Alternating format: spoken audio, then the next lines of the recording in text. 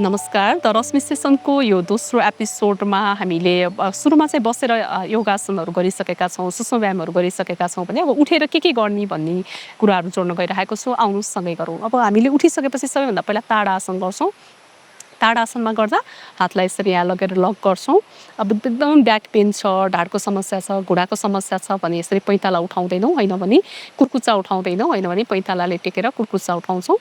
अब श्वास लिँदै तनक्क तन्किन्छौँ, पाखुराले कानलाई छुन्छौँ, पन्जाले टेकेका छौँ, कुर्कुच्चा उठाएका छौँ अनि श्वास भित्रै होल्ड गरेर कति बस्न सक्छौँ? 1 2 3 4 5 6 विश्राम गर्दा श्वासलाई पनि बाहिर फाल्दै फेरि श्वास लिँदै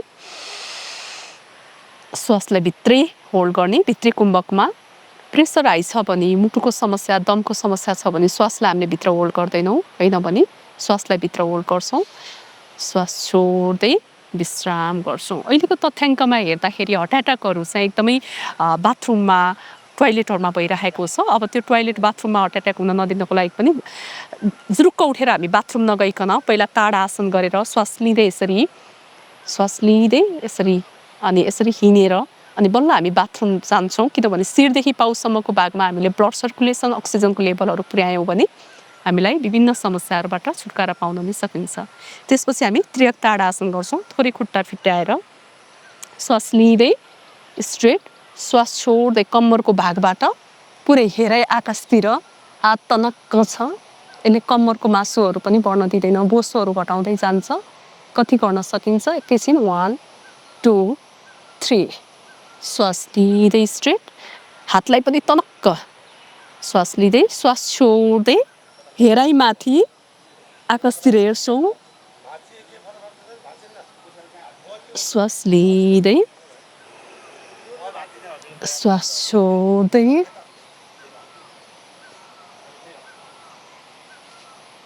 श्वास लिँदै श्वास छोड्दै श्वास लिँदै विश्राम गर्छौँ। अब हामीले यसमै कटी चक्रको पहिलो स्टेपमा श्वास लिँदै श्वास छोड्दै हेराइ माथि, श्वास लिँदै विपरीत दिशामा, श्वास छोड्दै हेराइ चाहिँ आकाशतिर हेर्छौँ, हेराइ माथि, श्वास लिँदै अब घुँडामा हात राख्छौँ, श्वास छोड्दै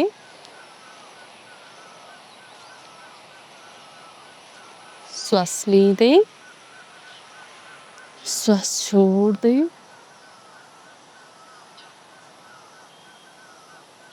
श्वास लिँदै विश्राम गर्छौँ। अब यसलाई अलिकति बढाउँदै लाँदाखेरि हामीले दाहिने खुट्टालाई चाहिँ यसरी 90 डिग्रीमा राख्छौँ।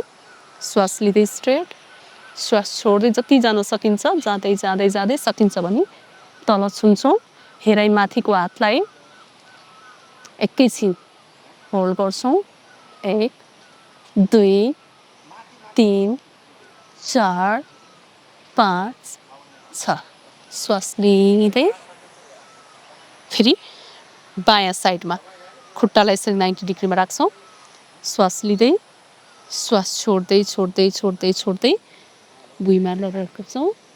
हेराइ माथि 1 2 3 4 5 6 श्वास लिँदै यसलाई पनि 2 पटक 3 पटकसम्म दायाँ र बायाँ हामी बराबर गर्न सक्छौँ। यसैमा वीरभद्रासनमा हातलाई स्ट्रेट श्वास लिन्छौँ छातीभरि, श्वास छोड्दै दायाँ साइड हेर्छौँ, श्वास लिँदै विपरीत दिशामा श्वास छोड्दै श्वास लिँदै अब दाहिने हातलाई लगेर यसरी राख्छौँ। श्वास छोड्दै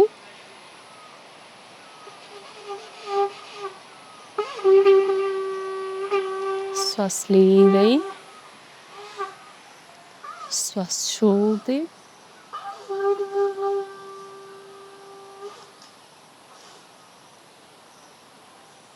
श्वास लिँदै यसलाई पनि 2 पटक 4 पटकसम्म आफ्नो समय अवधि हेर्दै बढाउँदै लान्न सक्छौँ। अब हामीले छातीभरि श्वास लिएर पुरै बाहिर फाल्छौँ। श्वास लिँदै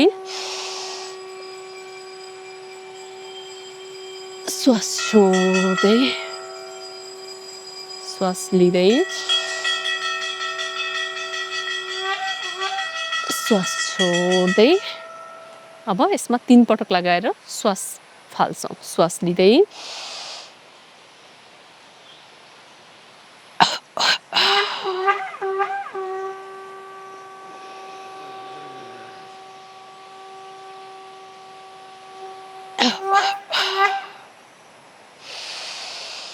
विश्राम गर्छौँ। यसलाई विश्राम गर्छौँ। त्यसपछि हामीले अब कम्मरलाई पनि बिस्तारै बिस्तारै यसरी चलाउँछौँ। विपरीत दिशामा पनि यसरी चलाउँछौँ। अब यसैमा हामी कटी चक्र आसन गर्छौँ। कटी चक्र आसन गर्दा हातलाई स्ट्रेट राख्छौँ, सिधा राख्छौँ। श्वास लिँदै श्वास छोड्दै दुवै हातलाई बराबर अवस्थामा पछाडि जाँदा कम्मरको भागलाई पुरै निचार्छौँ। श्वास लिँदै श्वास छोड्दै श्वास लिँदै कति जान्छ हात पुरै लान्छौँ। श्वास छोड्दै पुरै कम्मर पेटको भागलाई कपडा निचारे जस्तै मरक्क निचार्छौँ। श्वास लिँदै श्वास छोड्दै कति जान्छ। श्वास लिँदै अब यसरी हातलाई पछाडि लगेर यसको पनि विभिन्न कटी चक्र आसनको पनि विभिन्न भेरिएसनहरू छ। श्वास लिँदै श्वास छोड्दै श्वास लिँदै विश्राम गर्छौँ। कटी चक्रमा हामीले मजाले यो पेट कम्मरको भागलाई पुरै कपडा निचारे चाहिँ गरेर हामीले निचार्छौँ। हातलाई यो विधिमा चाहिँ पुरै श्वास लिन्छौँ। श्वास छोड्दै छोड्दै छोड्दै यसमा खुट्टालाई पनि कति बटार्न सकिन्छ मरक्क। यो हातलाई चाहिँ स्ट्रेट, एउटा हात यसरी तल झरेको माथि झरेको भन्दा पनि यो पाखुराको सँगसँगै कुमको सँगसँगै स्ट्रेट राख्छौँ। एकैछिन कति होल्ड गर्न सकिन्छ, 1 2 3। श्वास लिँदै लिँदै लिँदै लिँदै श्वास छोड्दै विपरीत दिशामा 1 2 3 गरेर यसरी श्वास लिँदै विश्राम गर्छौँ। अब हामीले कम्मरको भागहरू यताको भागहरू सकिसकेका छौँ। अब हामीले खुट्टाले भुइँलाई एकदमै प्रेस गर्छौँ। हातलाई आकाशतिर ताने झैँ गरेर पुरै श्वास लिँदै तनक्क तनक्क तनक्क तनक्क पाखुराले विश्राम गर्छौँ। हात चाहिँ माथि आकाशतिर ताने चाहिँ खुट्टाले चाहिँ भुइँमा एकदमै दबाए चाहिँ गरेर हामीले बल गरेर श्वासलाई भित्रै होल्ड गर्छौँ। हामीले श्वासलाई भित्रै होल्ड गरिराख्नुहोस् भन्दाखेरि एकदमै दमको समस्या छ, प्रेसर हाई छ भने श्वासलाई चाहिँ होल्ड गर्नु हुँदैन। यो विधि चाहिँ आफ्नो शरीरको समस्या हेरेर पनि जान्नुपर्ने हुन्छ। यसैमा श्वास लिँदै फेरि तनक्क पाखुराले हात च्याप्दै तनक्क तनक्क पाखुराले हातलाई पाखुराले कानलाई छुँदै छुँदै तनक्क तनक्क आकाशतिर, खुट्टा चाहिँ तल तल तल तल तल दबाउँदै विश्राम गर्छौँ। यी आसनहरूले श्वास प्रश्वास सँगसँगै गर्दाखेरि हामीले यो साइटिकाको समस्याहरू सबै नसामा हाम्रो अक्सिजन ब्लड सर्कुलेसनहरू पुगेर जोइन्ट पेनहरूबाट पनि हामीले रिलिफ पाउँछौँ र ती समस्याहरू हुन पनि दिँदैन हामीले हरेक दिन योग गऱ्यौँ भने।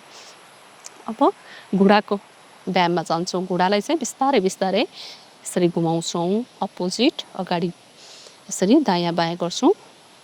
घुँडाको चाहिँ अर्को भनेको अब हामी खुट्टाकोमा जान्छौँ। खुट्टालाई यसरी गोलो गोलो गरेर घुमाउँछौँ, विपरीत दिशामा घुमाउँछौँ, झड्काल्छौँ। सकिन्छ भने घुँडालाई यसरी दबाउँछौँ। अर्को विपरीत दिशा दायाँ बायाँ खुट्टालाई गोलो गोलो गरेर यसरी घुमाउँछौँ, विपरीत दिशामा घुमाउँछौँ, यसरी स्विङ गर्छौँ, झड्काल्छौँ, घुँडालाई समात्छौँ, यसरी प्रेस गर्छौँ। अब हामी यसरी पन्जाले मात्रै पनि हिँड्छौँ, कुर्कुच्चाले मात्रै हिँड्छौँ, यसरी साइड साइडमा यो सबै पैतालाको भागमा हत्केलाको भागमा चाहिँ अकुपेसर पोइन्टहरू रहेको हुनाले अकुपेसर पोइन्टहरू पनि एक्टिभ गराउँछौँ। अझ हरियो दुबोमा अलिकति साह्रो चिजहरूमा यसरी हिँड्यौँ भने पनि हाम्रो अकुपेसर पोइन्टहरू एक्टिभ हुन्छ। अब सकिन्छ भने मात्रै हामीले यो सुरुमा चाहिँ भित्तामा अडेस लागेर केही कुरालाई सपोर्ट गरेर यसरी ध्रुवासन श्वास लिँदै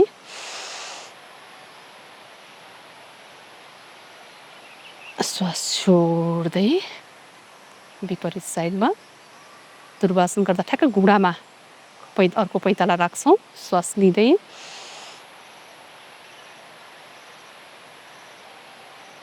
श्वास छोड्दै। अब हामी वृक्षासन गर्दा पुरै यसरी श्वास लिँदै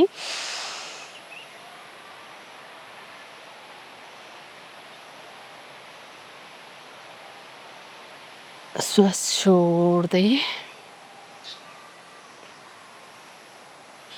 श्वास लिँदै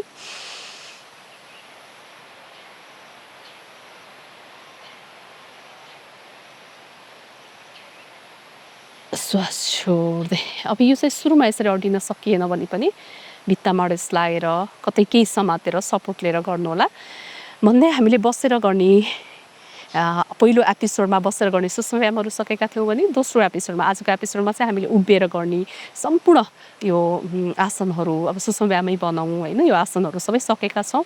अब हामी तेस्रो पार्टमा चाहिँ वार्मअप भनेको एउटा म्युजिक बजाएर भजन लगाएर मजाले नाच्छौँ, विभिन्न एक्सर्साइजहरू गर्छौँ, त्यसमा विभिन्न पार्टका होइन कसरी यौगिक डान्सहरू गर्ने भनेर त्यो पार्टहरू छँदैछ। नभए पनि त्यसरी नाच्न सकेन भने पनि एउटा म्युजिक लगाएर मजाले दिल खोलेर नाचेर पसिनाहरू निकालिसकेपछि बल्ल हामी सूर्य नमस्कार चन्द्र नमस्कारमा जान्छौँ। सूर्य नमस्कार चन्द्र नमस्कार मैले भिडियोमा राखिसकेको छु। हामीले सूक्ष्म व्यायाम हुँदै ती आसनहरू गरेर अनि आफ्नो समस्या अनुसारको विभिन्न योग आसनहरू गर्न सक्छौँ। योग हरेक दिन गर्नुहोला। आज हामी यो तल खोला छलछल बगिरहेको छ, शङ्ख घन्टीको आवाजले पनि यति आनन्दित गरेर यो भिडियो पनि बनाइरहेको छु। हजुरहरूले पनि शङ्ख घन्टीको आवाज पनि सुन्नुहोला, सँगसँगै योग पनि गरिदिनु होला भन्दै आजको एपिसोडबाट बिदा चाहन्छु। धेरै धेरै धन्यवाद। हरि ओम।